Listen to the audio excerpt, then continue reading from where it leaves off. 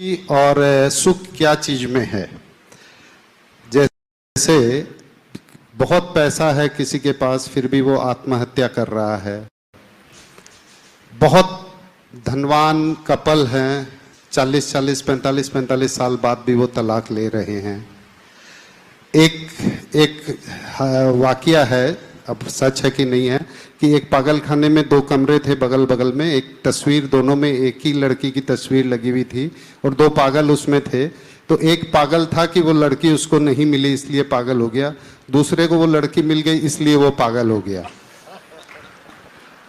और कईयों के बच्चे हैं लेकिन उनके पास नहीं रहते, माता पिता को बच्चों का सुख नहीं मिलता या बच्चों को भी माता पिता का आशीर्वाद नहीं मिलता। तो असली सुख या असली खुशी किस चीज में है गुरुजी? हम लोग के एंगल से बताइएगा। सिर्फ धर्म का बताने से तो यहाँ से जाने के बाद तो अपनी दुनिया में जाना है।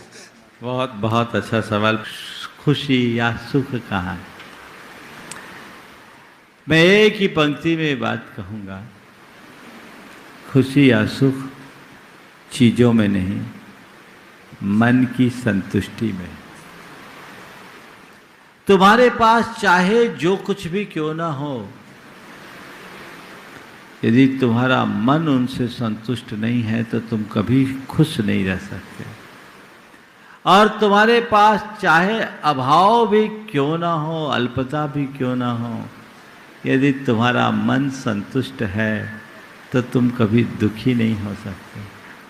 हम लोगों ने तो बचपन में ये वाक्य पढ़ा है, दाम बिना निर्धन दुखी, तृष्णावश धनवान, कहूँ न सुख संसार में, सब जग देखो छान।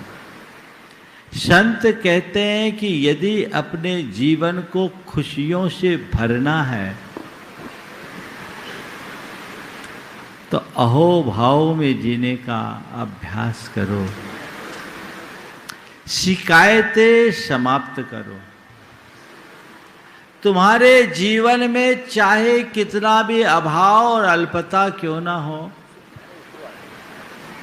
उसका एहसास मत करो।